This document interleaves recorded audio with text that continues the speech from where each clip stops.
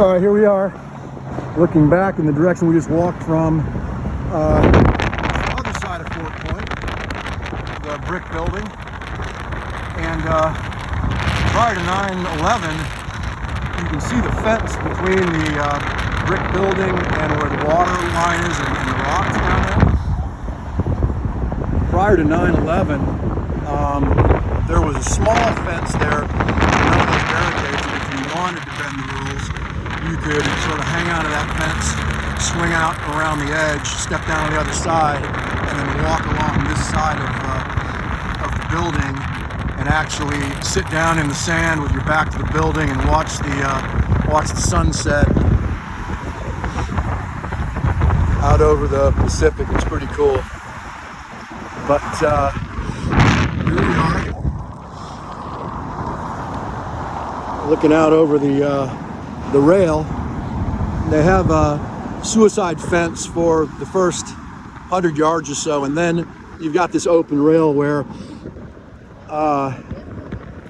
if you wanted to, obviously, it's about rib high on me, you could go ahead and either end it, or if you're really good and really lucky, come back with a story of a lifetime.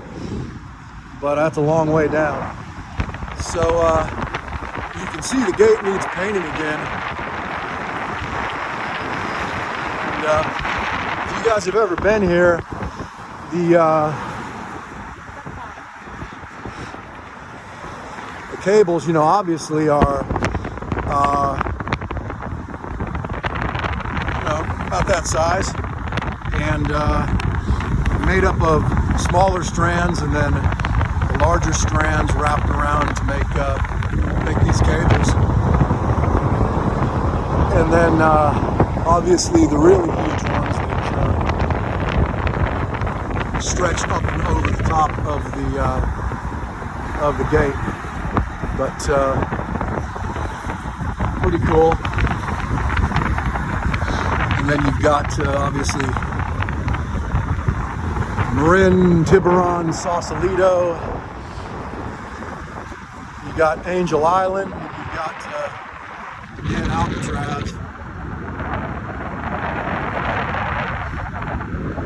Now there's if you like to fish, there was a mountaintop that extended out of the water between the Golden Gate Bridge and Alcatraz, sort of in a direct line, middle of the bridge to the middle of Alcatraz, and they dynamited the top of that off, and so that, you know, the big ships still don't go over the top of it, but, you know, smaller boats can go over it, and it creates this incredible striper fishing, where when it's striper season and the bait fish, the anchovies, are being washed over the top of that blown off underwater mountain, it creates this backwash and swirl, and the bait get caught up in it, and so the boats drive around to the other side of the underwater mountain that's toward the Golden Gate Bridge, and then they cut their motor or put it neutral, drift over the top, and you have your lines down, and you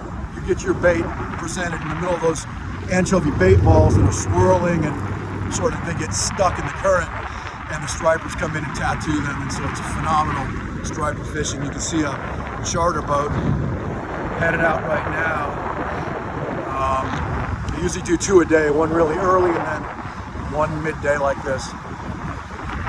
We'll walk back and take a look at the other side of the gate, the Pacific Ocean side.